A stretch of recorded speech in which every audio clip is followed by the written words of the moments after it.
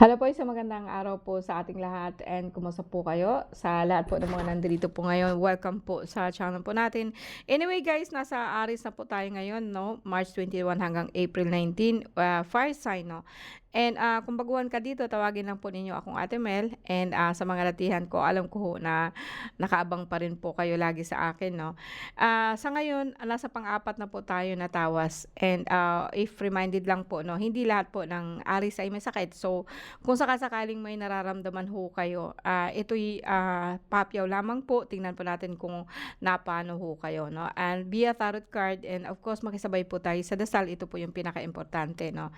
So sa akin, let's begin, no? Sa lahat po ng mga nandito po ngayon and with me, sa lahat po ng nandidiyan, saan ka man po, nasaan ka man ho ngayon, nawa po hawakan mo ang aking kamay, no? Hawakan din po natin ang ibang Aries po na sana po balutin po tayo ng pagmamahal po ng ating Diyos Ama. Let us begin. Modangop kami sa imo, Amahan, sa tanan. Pasayloa kami sa among mga sala, no? And nagsusumamo ho kami na sana po kung ano man po ang pagkukulang namin, nawa po'y patawarin mo kami and sa pagitan din po na yung mahal na ina sa iyong mahal na anak, no? Nawa po is proteksyonan niya kami sa lahat po ng mga masasama. Amen. Libranos, Imanta, Pardor, Jesus Sanctos, Sanctos, Sanctos. Señor Dios, libérame, Sanctos de la Puerte, Sanctos Mortales, Señor, dito dumal. Amen. Libérame, labos del cielo, valgame, labos de Cristo, bendigala, de Santa Sima Trinidad, Pedro Hijo, Hijo de Dios, Espíritu laudas et tapar hermentia Domine Jesucristo. Salvame. And basbasan mo din po sila, Ama, sa panggitan po ng pangalan mo. Yad Hey Vav Hey, naway sumasa inyo po ang lakas po ng ating Ama and malinaw na kaisipan and pagmamahal po sa ating puso. Alright, so Aries, kumusta ho kayo, no? Sa ngayon po, I think di ko na alam kung anong petsa po ngayon. Pero ngayong gabi pagkatapos po nito, uploaded na po ang ano dito, probably tomorrow morning. So, sa ngayon is Aries tayo. So, tingnan natin kung ano po nangyari sa inyo ngayon. And balikan po natin yung nakaraan mo. And then probably in the future, kung magbabago po ba yung situation ninyo. Okay? So, Aries, March 21 hanggang April 19. Aries, fire sign. So, nasa fire sign tayo ngayon, no, Aries? Okay, sorry.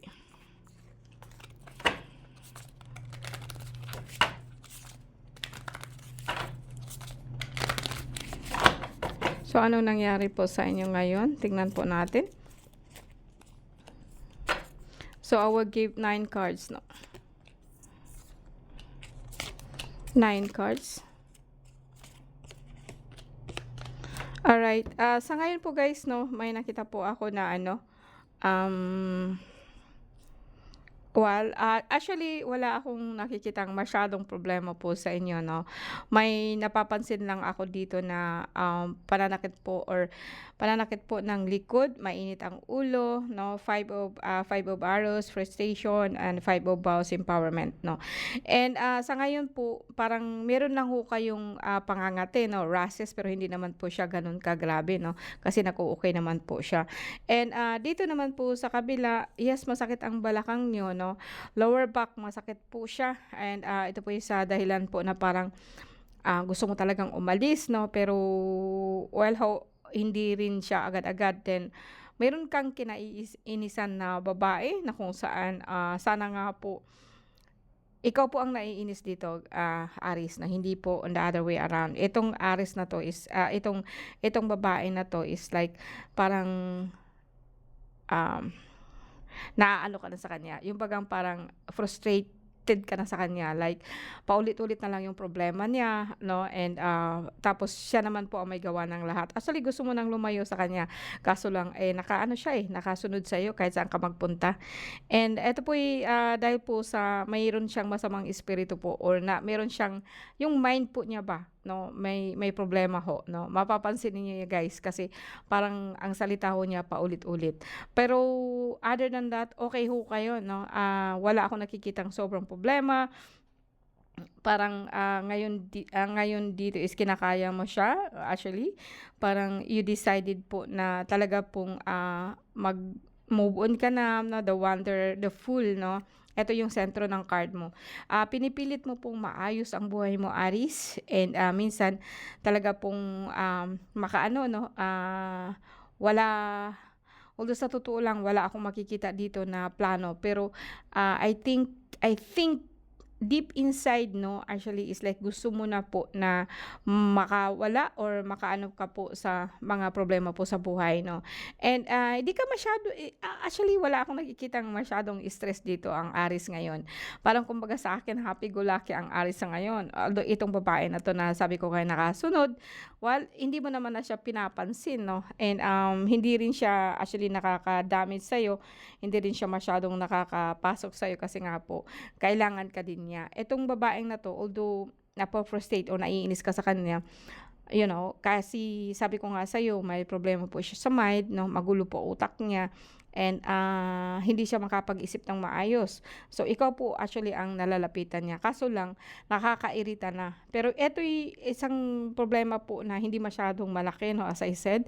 And, Seven of Vows 'no, I see your chakra started to open or nagbubukas po ang chakra mo, and kung minsan kailangan mo lang po siyang i-balance 'no, although marami ka na pong nakikita ng mga entity, kaso lang so far 'no, so far talaga pong, hindi ka ano, meron kang gustong iwanan or iniwan mo na siya. I think ito sa spiritual, pero wala ka ng magagawa, girl. Talaga pong nandito ka na sa mundo ng spiritual, and, sa akin kasi your your conscious mind is about the shaman or about the magician. Ang magician po, ito po yung, conscious mo, na parang ganito nga, ganyan, and, deep inside parang nagagalit ka, ayaw mo talaga 'no, and, gusto mo siyang iwan. And, actually para kasing gusto mong lumayo sa mundo ng espirituwal. Papaano ka naman makalayo, ikaw po 'to 'no. Ang Aries kasi is from Saturn, and, minsan po talaga is like kayo po talaga ang the old gods 'no. Parang nararamdaman ko ba na parang yung, nakita mo na kung ano po ang mundo ng espiritual, and sometimes po nakakalito, natatakot ka, nako-confuse ka, and you want to move away. Parang sa akin gusto mong umalis, iwanan po ito. Paano mo man siya maiwanan is dugo mo siya, at saka, dugo't laman mo 'no. I mean to say that nakaangkla sa iyo, Aries, ang pagiging espiritual. And, ang sa akin lang kasi, hindi mo naman kailangan na magiging manggagamot ka, to perceive actually ang nature po natin 'no. W More on sa ngayon kasi parang sarado po ang ating mind pagdating po sa spiritual, kasi akala natin wo po 'no, and, alam ko naman po na naka-experience ka na po talaga ng, harap-harapan po ng mga demonyo, and you wanna walk away from that 'no. And, I think sa dugo mo talaga 'to, na parang kumbaga sa akin is like, born 'no, you are born, fire, so you're born actually like the same energy po sa ating Ama. Wala kang magagawa doon. Alright 'no, ang advice ko lang sa'yo 'no, as I said, 'di mo kailangan maging magagamot 'no, to perceive nature 'no. I think at least para sa'yo 'no, and, para sa'yo 'no, para sa kapakanan mo, para sa kapakanan ng pamilya mo 'no, or para sa'yo, o 'wag mo nang isipin yung pamilya mo, in short lang po para sa'yo. Paano ka ba mag-succeed sa negosyo mo? Gamitin mo ang espiritual, gamitin mo yung gift mo. Kasi, ikaw kasi yung, napaka-traditional, napakaluma. Kasi ang mga Aries kasi, they are born from Saturn, which is the first god, the oldest god po sa buong planeta po natin 'no. Kaya kung minsan po 'pag ang Aries po is, decline, parang, ayaw niya, kung minsan ang tigas din kasi ng ulo ng ano, ng Aries. Alright? So tingnan natin yung past mo 'no.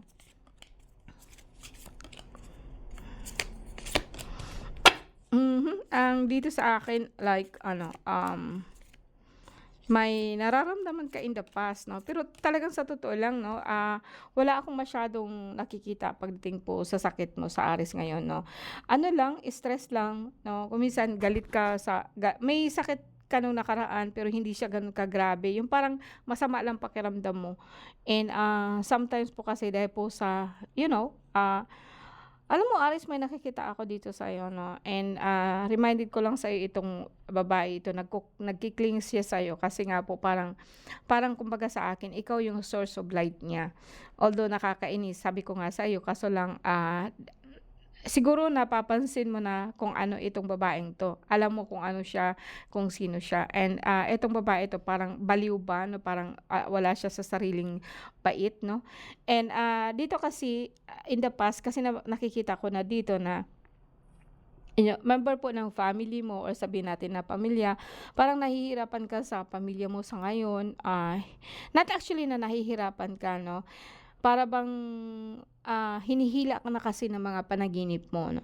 May mga panaginip ka about sa family mo, may nalalaman ka about sa family mo, and kung minsan talaga pong ano, ang healing vibration or dugo po ng manggagamot is nasa ano mo talaga, nasa pagkatao mo talaga 'no.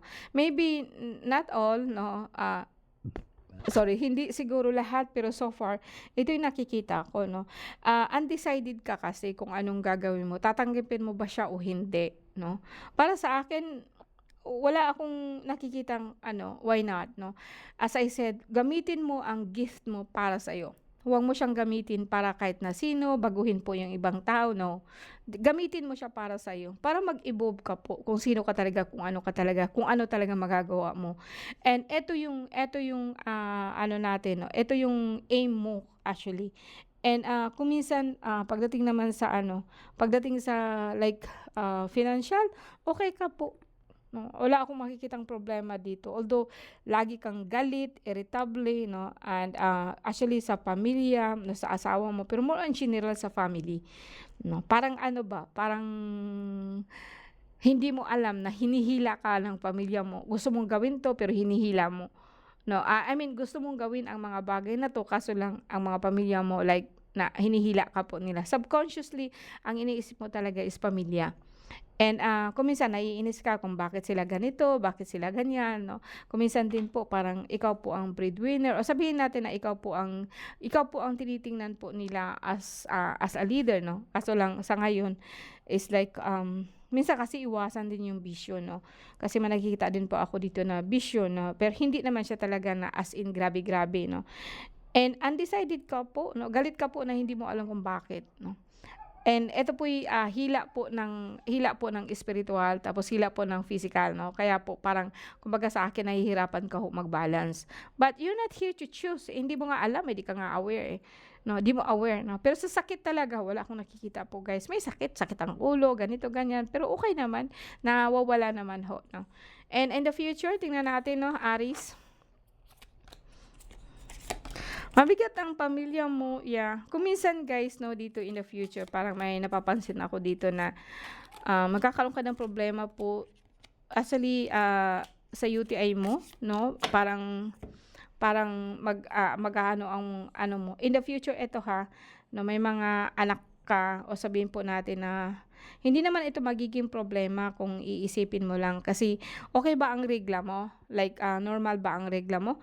Kasi dito kasi parang magkakaroon ka ng inflammation sa kidney, sabay po siya ng iyong parang bahay-bata 'no. And kung minsan, bloated siya, parang hindi ka natutunawan 'no, ito nakikita ko sa iyo, but it's outside your ano, outside ba siya, sa physical po siya na aspect po. So, well, sa akin, 'wag masyadong mag-ano ba, 'wag masyado po na, malulong sa bisyo. Iwasan mo po ang maaalat po sa ngayon, bawasan mo rin po yung pagkain, kasi nakakaramdam ka na niyan 'no. Dito kasi parang nakakaramdam ka na ng pananakit po ng likod, balakang, paa 'no. And, ito'y maano ko sa'yo 'no, parang magkakaroon ng problema po ang pamilya mo pero hindi siya dito 'no, kung nasaan ho kayo nanggaling 'no. Siguro mga pinsan mo, siguro mga pamangkin, pinsan mo, gano'n 'no.